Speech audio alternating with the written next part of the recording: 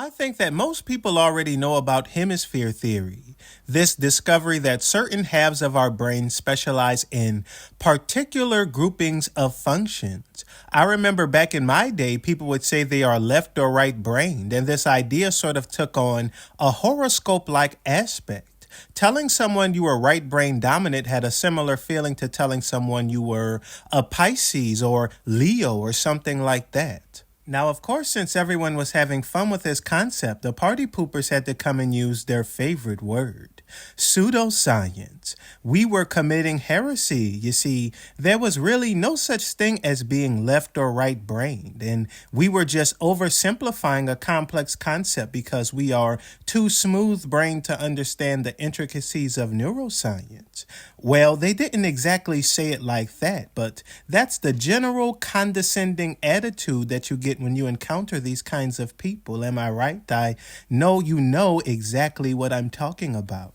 But what we actually saw within the social impact of hemisphere theory were sparks flying between two factors. Throughout this video, I may refer to them as archetypes for simplicity's sake. However, I believe they are beyond the scope of what archetypes entail. These factors or archetypes manifest in all kinds of ways, and once you see it, you cannot unsee it. It's difficult to put them into words. We can only symbolically infer them, a la Carl Jung. However, I'm confident that we all know exactly what I'm talking about. Common symbolic images that invoke these archetypes are things like fire and dice, masculine and feminine, spirit and flesh, mind and matter, conservative and liberal, and in the case of hemisphere theory, hard rationalism versus some kind of mystical idealism. By now, you should be able to see the imprint of memory and the imagination at play here. You could say that all of the previous examples are the various forms that memory and the imagination take, or the various shadows they cast on our normal lives. These two factors obviously have some kind of dynamic between them, and it appears obvious to me that they are in the grips of some kind of romance. Now, I'm far from the first person to reach this conclusion. This is a major theme within metaphysics and philosophy across history. This romance that I'm referring to has been called Eros. This is the alchemical wedding, Christ and his syzygy Sophia. Some say it's an indescribable will or desire, like we see with Nietzsche's will to power or the philosopher Lacan in the object petit a. Others describe it as an attraction or an attractor, like we see with Teilhard de Chardin's Omega Point or even Terence McKenna's transcendental object at the end of time. But the way I'm sure most of us have heard it expressed is simply as love. Somehow this all has something to do with love, and it's usually around here that you begin to see people take this concept and really jump the shark. This is the cult leader starter pack. They go on to associate this eros with eroticism or lust and use it to justify whatever sexual proclivities they have. They take this love and try to make it this love that's shown in media, some warm, fuzzy feeling, airy-fairy idea filled with unicorns and rainbows. The obvious critique that people will bring up to this way of viewing it is the classic problem of evil. If this is all about love, then why is there so much evil and hatred in the world? But this critique actually illuminates what I'm talking about here. It's like the Carl Jung quote, which states, "We had forgotten that God is terrible. Christ taught God is love, but you should also know that love is terrible." End quote. You see, something like evil or hatred isn't the opposite of love.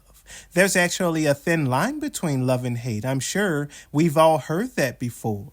I even have a joke where I say that there are plenty of people in the grave right now because someone loved them just a little bit too much. The opposite of love isn't hate, but rather something closer to indifference. It's for something to not mean anything to you at all. I can tell you from my personal experience that even if a woman hates you, you will always have a place in her heart. But when she looks at you and feels nothing, then it's game over. As long as something means something to you, whether you want to build it up or tear it apart, there is an attraction that is causing you to act like a moth to a flame. This attraction is meaning itself. This is the love I'm talking about. Perhaps a better word is some kind of beauty. I mean, that's how Plato put it.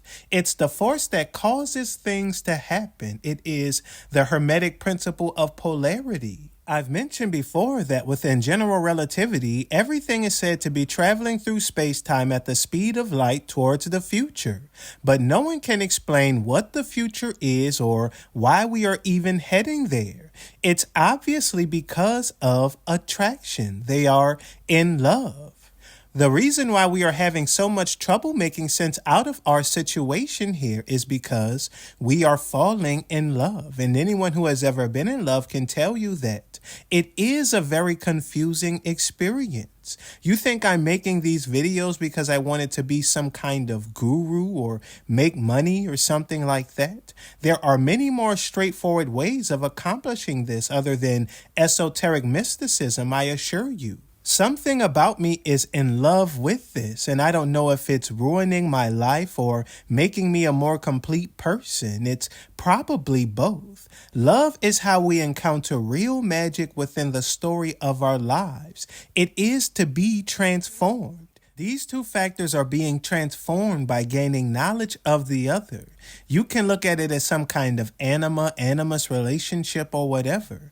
The magic of being is transformation. That's what this whole process is about. This is what everything is doing, from the breaths that we take to the foods we eat. We simply inhale and there is a cascading chain of transformations that take place. The sun is transforming into a dwarf, which is facilitating billions of years of transformation on this planet. And despite the fact that I've been waxing poetically, this is actually about emergent complexity. For those that don't know, emergence is a mysterious phenomenon where more complex systems arise from the commotion of simpler phenomena.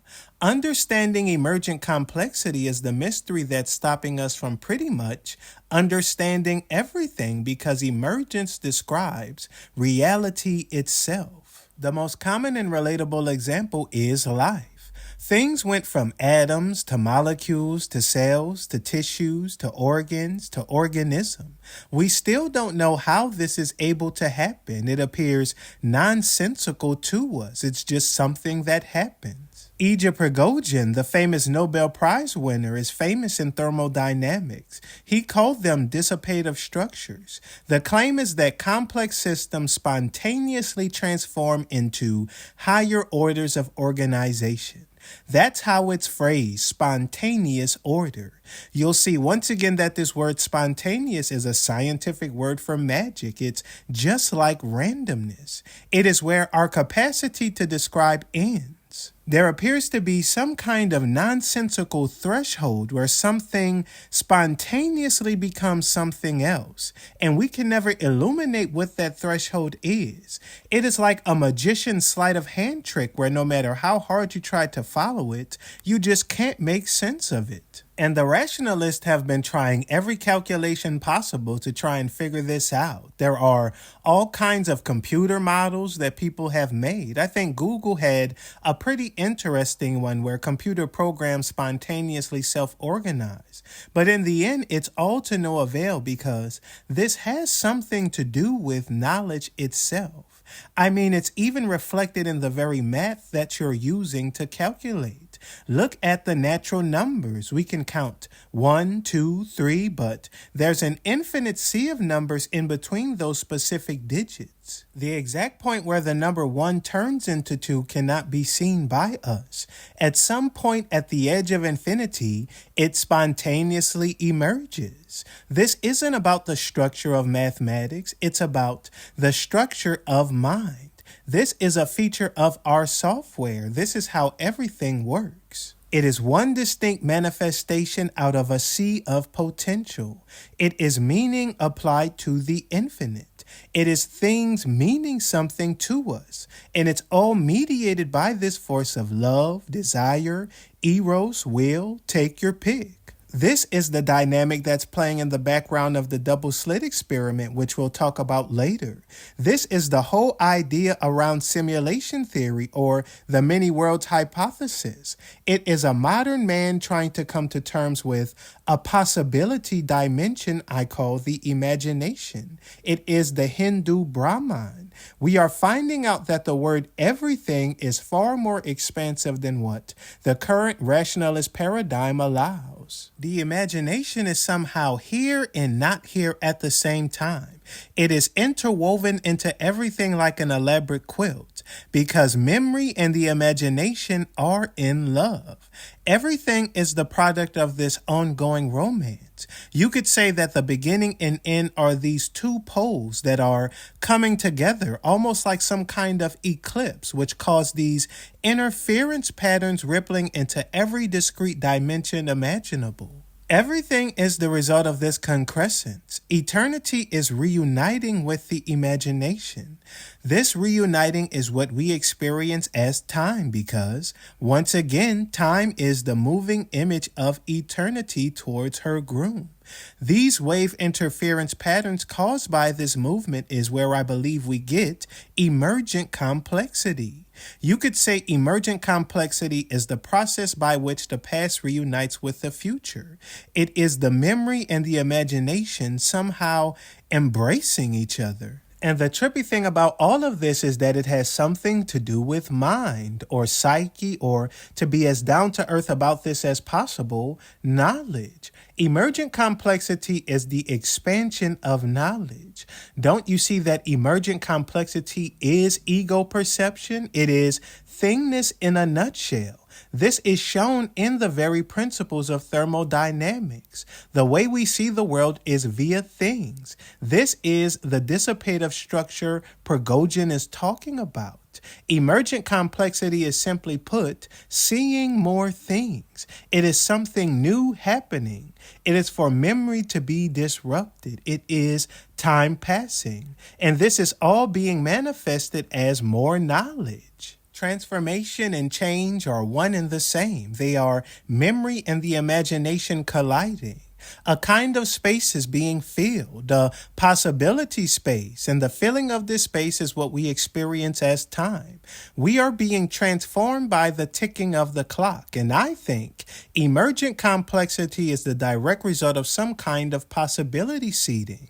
I just made this term up, possibility seeding, but I don't know what else to call it. You could say that the imagination is like a magician's hat where anything can come out of it, and each time memory and the imagination concress, it's like reaching into the hat of possibility and pulling something out, or that the wave function collapses, or whatever metaphor works for it to click for you.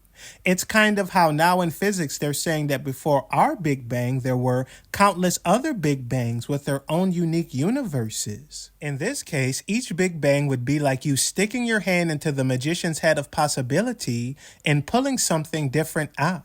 The rationalists are starting to catch on, but it's more than just the universe this is happening to. This is happening in every way conceivable. These interference patterns form countless concrescences that seed more emergent complexity, and this rippling just continues to happen until everything that can happen happens. The possibility space is then filled. It's like this unimaginable chain reaction, like this Einsteinian block universe filling up. And when I try to understand what happens beyond this point, what happens when the possibility space fills, my mind just sort of turns off and I get a very confusing emotion. I don't know if I want to cry or be in awe or what. I just call it destiny, the final transformation, nature's biggest magic trick. And when I follow all of the clues, there's only one thing it really makes sense for it to be. At least it's the only way I can even come close to understanding it. We're all adults here. There's only one thing that checks all of the boxes of being nature's biggest magic trick, something that's truly miraculous that incites some kind of confusing emotion and is the natural result of a loving union.